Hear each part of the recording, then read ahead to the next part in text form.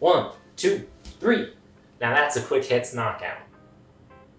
What do you mean the camera's right? For those of you who may have missed it, E3 was at the beginning of this week, with all kinds of game announcements being made as developers and publishers all tried their best to one-up each other. During E3, we got a first look at Bethesda's new upcoming IP, Starfield. While it wasn't quite the Elder Scrolls 6 announcement that many fans were hoping for, it was much anticipated by fans who were wondering what Skyrim would be like if it were set in space. While there was no gameplay and nothing giving away what the story of the game would be, we did get some gorgeous alpha footage. Of course, as most people know, the finished game doesn't always follow up on the stunning trailer footage.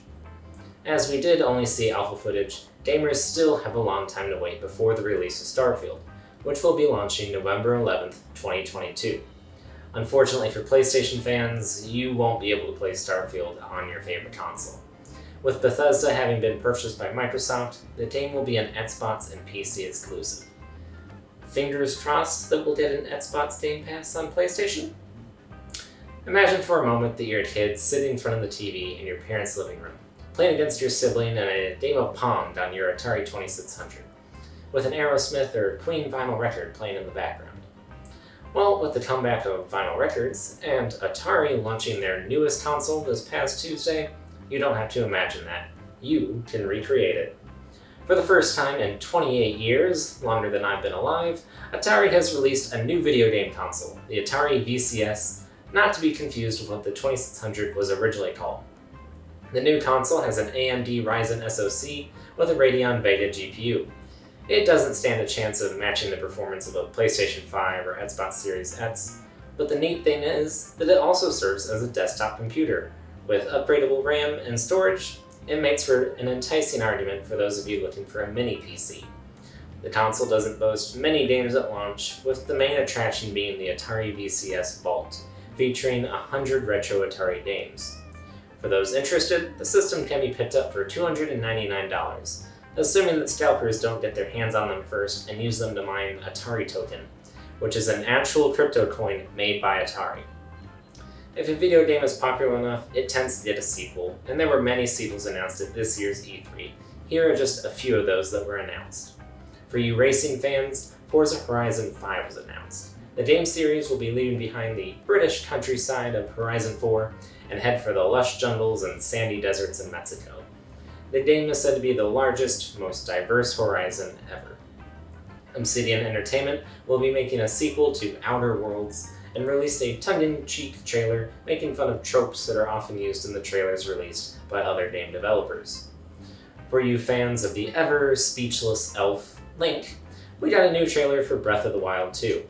Not much was revealed, but the skies of Hyrule will become explorable with floating islands, and poor Zelda has fallen into an abyss. That poor princess can never catch a break. After being absent from the PlayStation Store for about 7 months, Cyberpunk 2077 will finally be returning to Sony's online game store. The game was pulled from the online store after its infamous launch back in December, where the long-hyped game was released with strong sales, but had severe technical problems that resulted in many customers requesting refunds for the game. The game continues to have issues over half a year later, and despite being reinstated on the PlayStation Store, a spokesperson from Sony stated that it was recommended for the game to be played on either a PS4 Pro or PS5 for the best experience, forgoing playing the game on the original PS4. CD Projekt Red, the developers of the game, have spent months trying to earn back goodwill with the gaming community as they issue patches and fix bugs in the game. For those of you still playing GTA Online on your PlayStation 3 and Xbox 360 consoles, I've got some bad news for you. At the end of this year, Rockstar Games will be shutting down its servers for the PS3 and 360 consoles. Online services will be discontinued in 2 phases. September 16th will be the last day that players can buy Sharp cards, which provide in-game currency.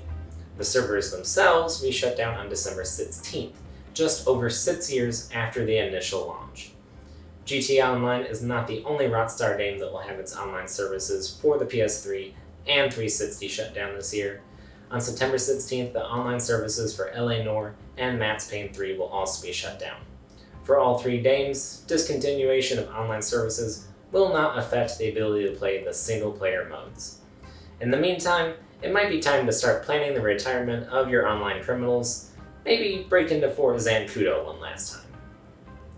That's it for the quick hits this week. Come back next Saturday for your next hit of the Dame News.